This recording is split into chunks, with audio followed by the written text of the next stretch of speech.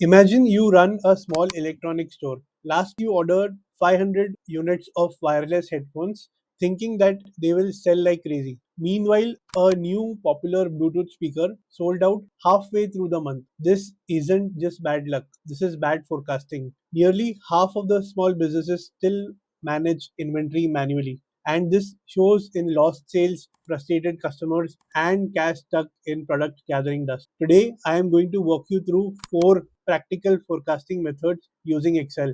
So, download the Excel file from the links in the description so that you can follow along with me step by step and see exactly how you can forecast inventory. Before we even jump into the forecasting methods, let us first understand why so many businesses, even with the best of the best intentions, get this wrong in the first place. The problem isn't usually the software, it is actually the data.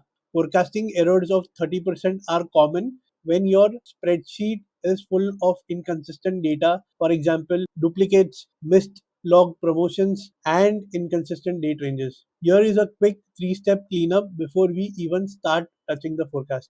First, gather 6 to 12 months of sales history for each SKU.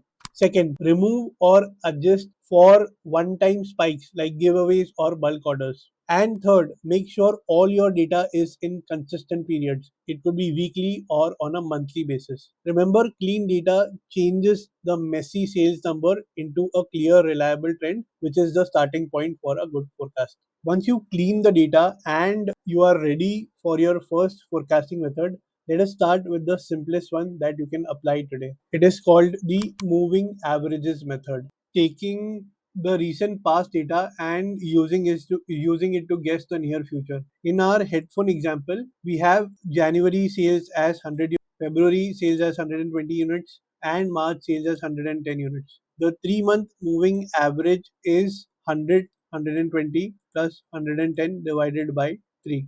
Okay, or in Excel, you could take the average of the last 3 months. The sheet I have shared already has the built-in formula. So when you update, the sales forecast will get updated. Why this is useful?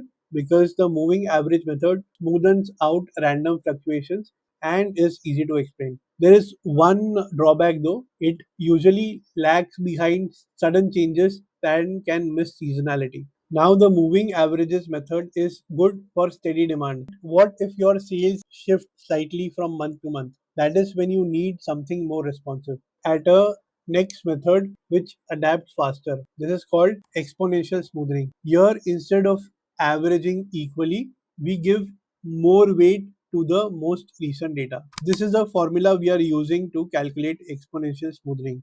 So let us take this example where we are giving 20% weight, which is the alpha, to the January data, while we are giving 80% weight to the February data when we calculate the forecast. Meaning we are giving more weight to the most recent data, which is 1 minus alpha, and lesser weight to the previous data, which is alpha. On a quick side note, if you are serious about growing your career in FP&A, then do check out our Certified Global FP&A Professional Program. CGFPA is a 6-month accredited certification in FP&A designed to help you become real business partners. If that sounds something you would be interested in, links are in the description. Also, there are a bunch of free resources that you can download on FP&A, including books and free courses. You will find all the links in the description. So far, we have looked at how to predict demand for individual items. But what if you stock dozens or even hundreds of products and SKUs? Then you will need a way to prioritize your forecasting efforts. Remember, not every SKU deserves the same level of attention. That is where the third inventory forecasting method, ABC analysis, comes in. ABC analysis ranks each of the inventory products by annual consumption value in the descending order.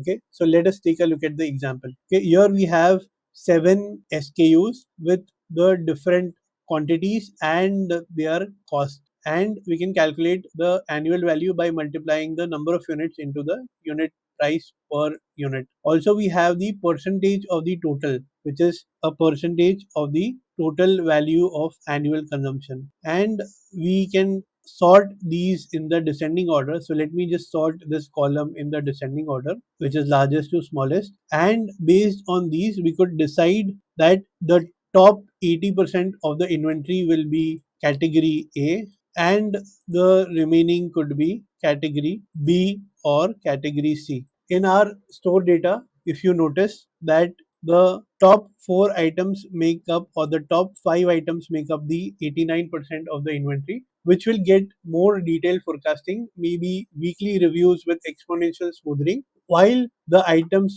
B and C would be getting less attention. Maybe we could do a simple forecasting with a moving average which can be updated on a quarterly basis. Prioritizing products is important by consumption value, but some items have another challenge: seasonal demand patterns. Let us see how to adjust for that. Method is called seasonal index method, or using the seasonality index to do the forecasting. Some electronics, let's take an example of air conditioners. They spike sales in the predictable months of summer.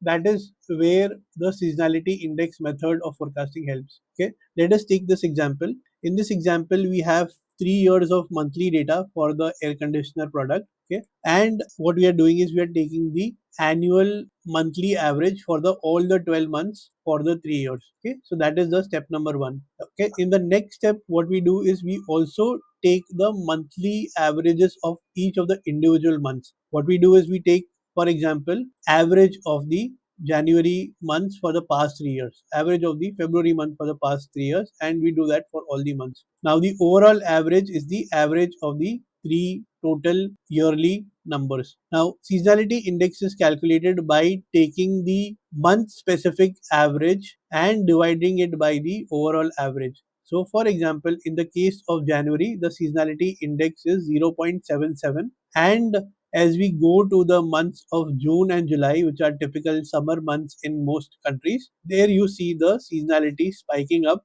which means there is more demand for air conditioners in the month of summer. Okay, consider 1 as the average, and anything below 1 is below average, and anything above 1 is above average. So, how do we forecast the inventory for the month of June in this case? Okay, we take the baseline number of units, which is the average of the 3 years data. Okay, in this case, we take the average of all the data points in the 3 years, which are basically 3 into 12, 36 data points. And to forecast June's inventory, we take the baseline units and multiply it by the weighted seasonality index, and that's how we come across the forecast for the month of June. Forecasting can tell you what you expect to sell, but real world operations aren't that simple. You also need to prepare for uncertainties, and that is where safety stock and supplier planning comes in. We add safety stock, which is the calculation of maximum daily sales multiplied by maximum lead time, and you subtract that with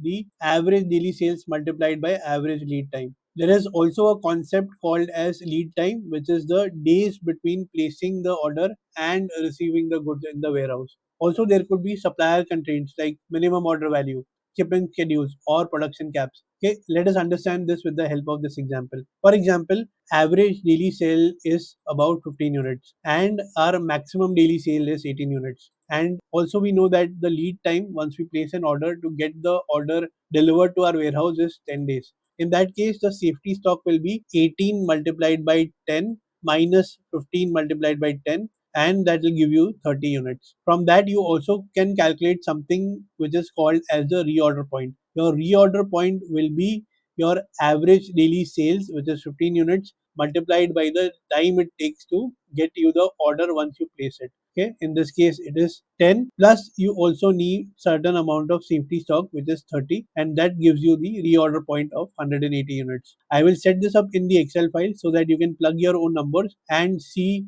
how the number changes as you change the assumption. And finally, let us talk about the bigger picture. Your inventory forecast doesn't stand alone. It is a part of a chain that connects your sales forecast to your production plan. If your sales forecast predicts 1,000 Bluetooth speakers next month, then your production plan schedules enough units to meet that demand. And your inventory forecast then ensures you have enough stock on hand, not just to meet the expected sales, but also to cover any delivery gaps or supplier days. When sales forecasts are too high, production overshoots, inventory piles up, and cash gets stuck in unsold products. While on the other hand, when they are too low, the production under delivers, shelves go empty, and the sales are lost. In other words, sales forecasting drives what you plan to sell, production forecasting drives what gets made, and inventory forecasting balances the two, so the right products are in the right place at the right time. So here is your playbook. Start with clean data.